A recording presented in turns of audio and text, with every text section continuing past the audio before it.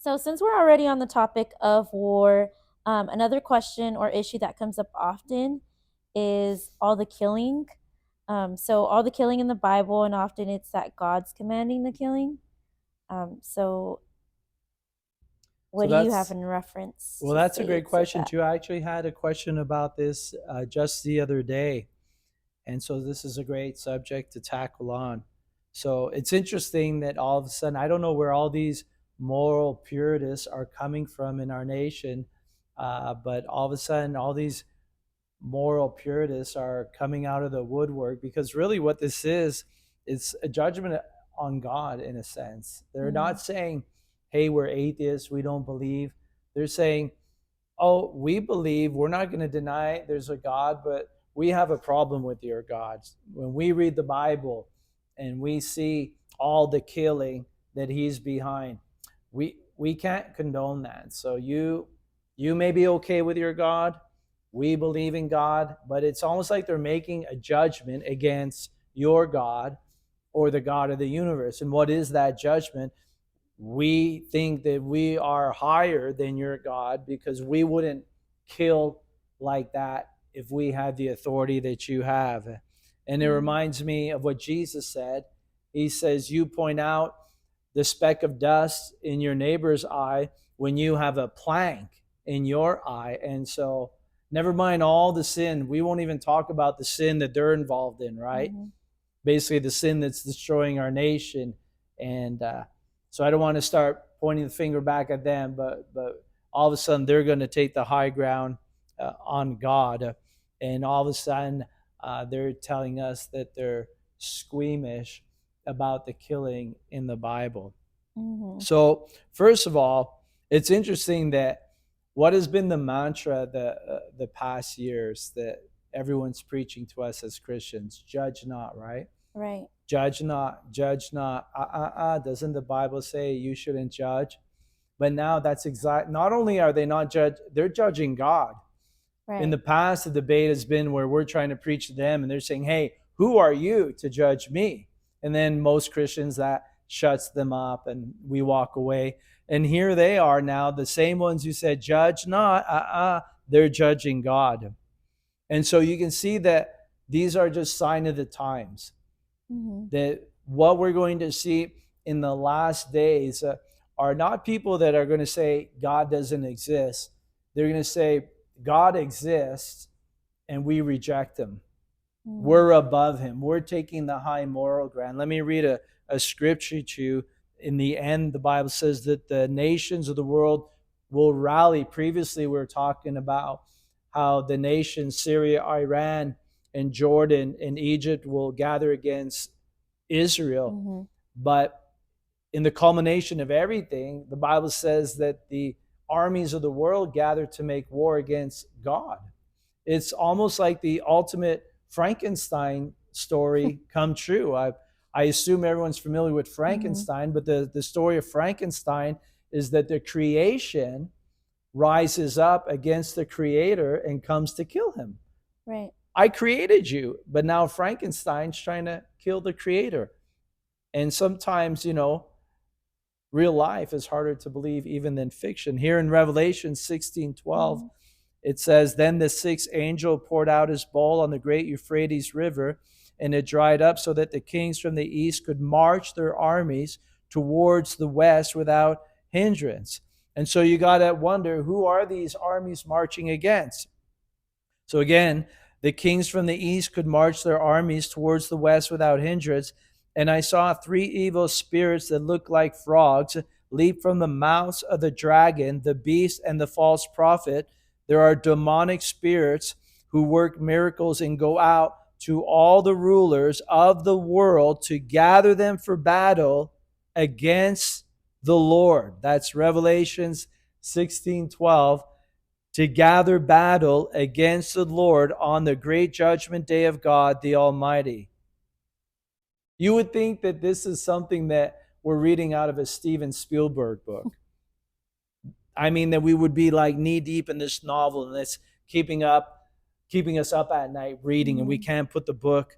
But it's all Steven Spielberg and his wild imaginations But here, this is actually what the Bible prophesies will come, that one day the world is going to make judgment on God and they're going to make war against him.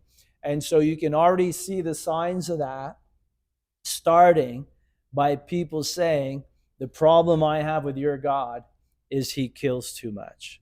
And so in Mm. the end, they're going to make war against him. And so here we already talked about it. You have the war between Israel and Palestine, and everyone's making judgment on Israel for because they have a dominant army. Right. And if you were to ask the people that you talked about that are making protests in the street to defend Palestine, if you were to ask them, okay, what do you want Israel to do? Their answer to you would be what? Peace. So, in other words, what they're saying is let bygone be bygones. Right. We know that Hamas attacked them, not a good thing. They lost their sons. Imagine that. They're coming up to these people and saying, we know you lost your sons that you love more than the world. We know that your wife was raped and murdered and burned alive. But we're just asking that you let bygones be bygones. That's insanity. If they had their children taken from them, if they had a child here in San Angelo and that child was murdered, and you came to their house and said, that murderer was just having a bad day, just let bygones be. No, they want justice. Now, they wouldn't go out and fight war because they don't have the means to make war, and that's an individual against an Mm-hmm. individual. But that's what they're asking Israel to do. So it's really disingenuous. But Right. let's go back to that question about the Bible and the killing in the Bible that people are referencing to. So we have to remember that the Bible is not just one book, and maybe a lot of people don't understand that. The Bible is many books that are Mm. combined into one. So you could pick up the Bible one day, and if you've read the Bible, you could pick it up and open it up to the book of, say, Psalms. And you'd Right. actually be sitting there saying, hey, I'm reading a book of poetry.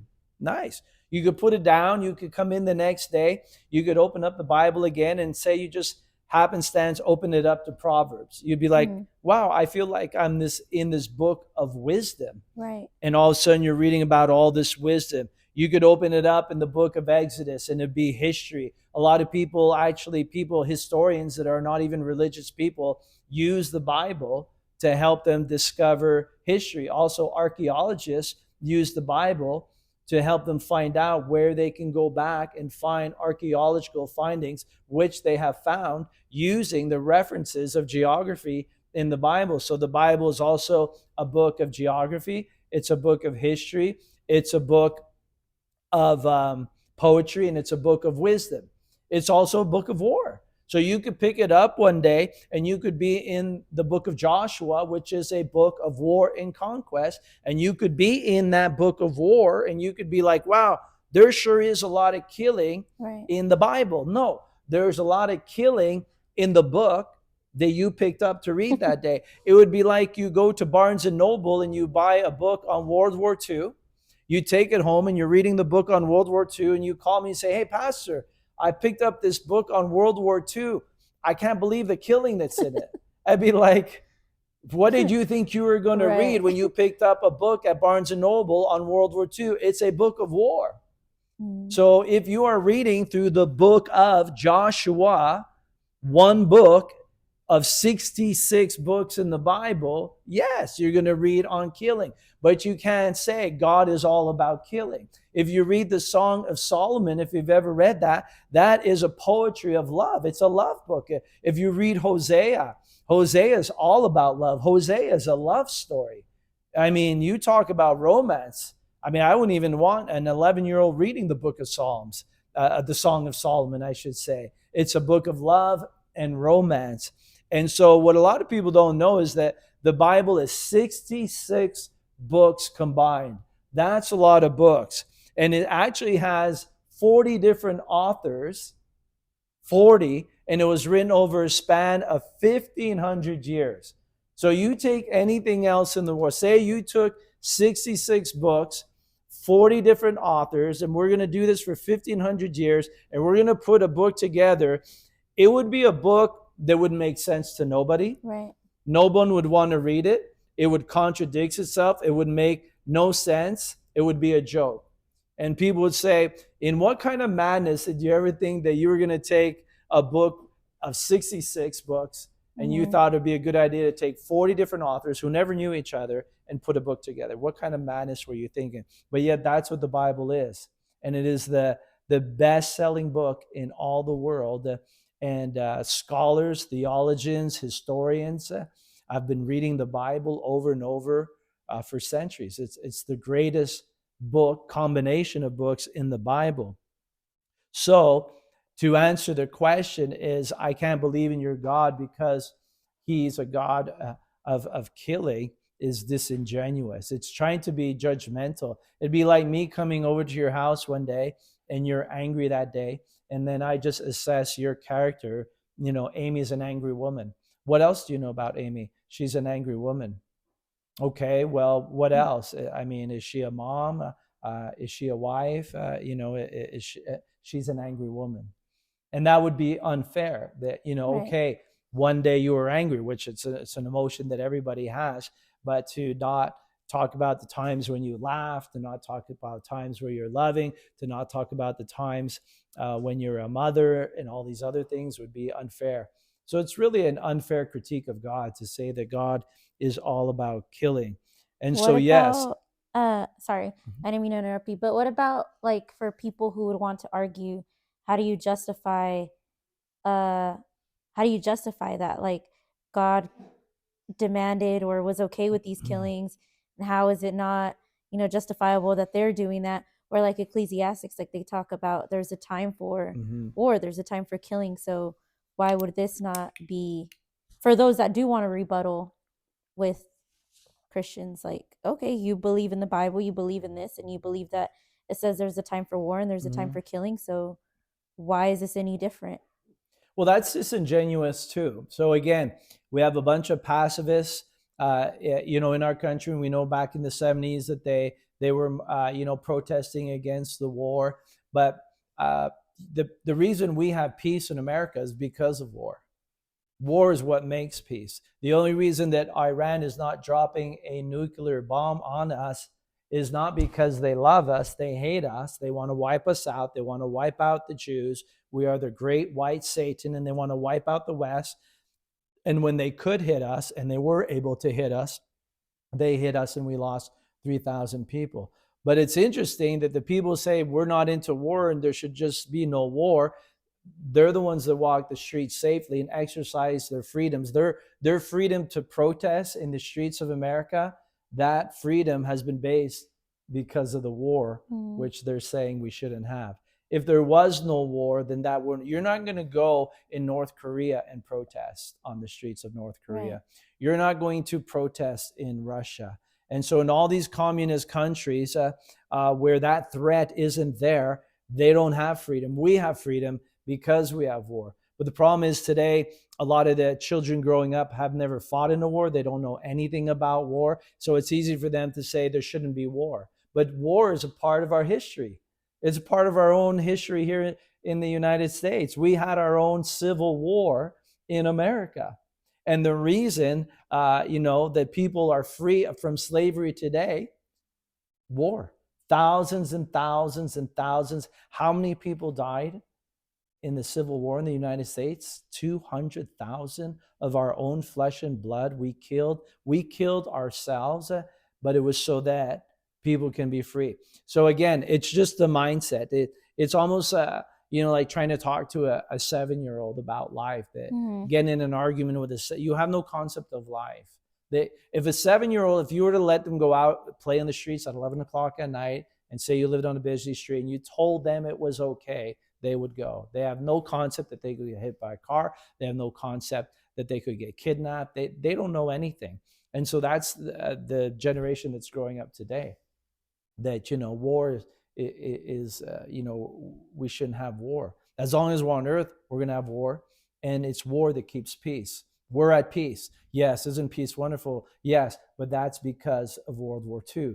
That's Right. because of the all the Marines that stormed Normandy in the Island Pacific Wars. Those Marines would storm the beaches of Normandy in thousands, and they'd just be slaughtered and machine gun down. And then they sent another storm. And the reason that we're free today is because men fought. And so, unless there's a threat of killing, unless there's a threat of war, then there can never be peace. So would you say, like in comparison to with the Palestinians with Israel? I mean, that I guess that was my question. Like, if people were to want to justify that, like, okay, so we're in favor of war, why are we not in favor of this? But and I Mm-hmm. know you answered that already.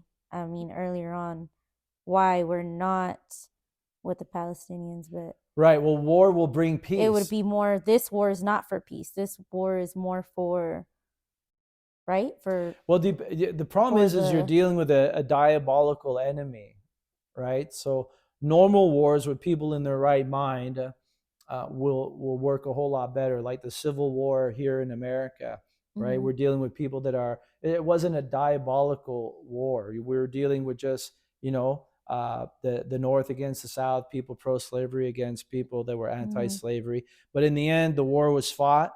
The war was lost. Thank God, slavery was ended. The abolition of slavery, and now we all, there's always been stirring over the years, right? There's different states that sometimes talk about separating and being divided, and maybe California should go their way, and this, but we think we remember the war, and so that war is what keeps America in peace. But when you're dealing with a diabolical enemy, unfortunately, it doesn't work as good. So, yes, Israel is retaliating. They're retaliating. Remember, they have the greatest military force in all of mm-hmm. the Middle East. No one can, they could take over the Middle East, but they don't. They just want peace. They don't want war. Now they were attacked, and now they're going to attack back. There is a war, and they're going to do that war that it will be strong enough impact to deter future war. And Gotcha. their ideology is not to wipe out Palestine. Like I said, there's Palestinians that live in Israel and they're at peace and they function every day and they live perfectly good lives there in Israel.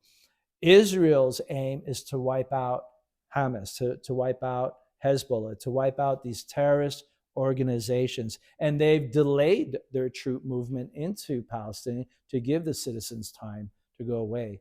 Hamas never did that. They surprise attacked them and they attacked their civilians. And so Israel has delayed their invasion of Palestine to allow the Mm-hmm. Palestinians time to get away.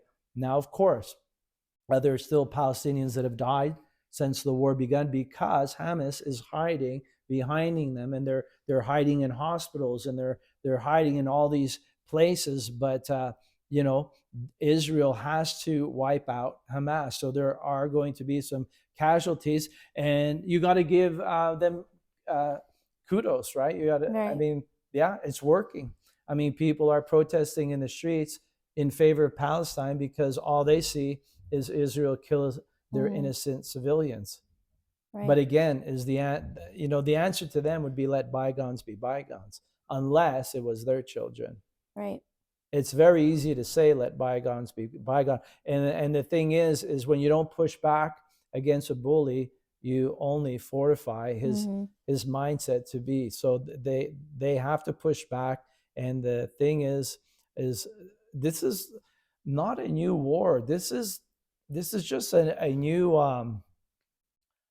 it's just a new talking point. In every war, if you research one war where there weren't civilian casualties, I've never heard of it. But again, we're a generation that is just, we're lost in our ways, we're lost in our videos. This is really the first war that a lot of these young people are watching, that started in front of Mm-hmm. their eyes, and they're watching it being played out on TV. So they're able to watch it and they're like, oh my gosh, look at this. Civilians are dying. What in the every war since the beginning of time of our history in the Middle East, here in America, World War One, World War Two, the Korean War, the Vietnam War. There's always been civilian casualties, and so it's horrible. Right. It's horrible, and that's why we don't want war. And so that's why war is what will make peace. But this is not a new war where there's casualties. there's always been casualties. And so the idea is not to start the war, but now the war's been started and it's going to be finished. The next question, which is a question that I do get very often, and that is why so many religions in which to choose from. So we have so many books to choose from. You know, we have the Bible, we Mm-hmm. have the Mormon book, the Quran, the Watchtower, and so many churches to choose from. I mean, Mm-hmm. there's so many churches. You can turn a corner and there's a different church here Right. Yeah. in each block. So how do you know which one To pick or to pick? choose. Yeah, which one's the real one, or Yeah. which one do you So I think we approach follow? this question. This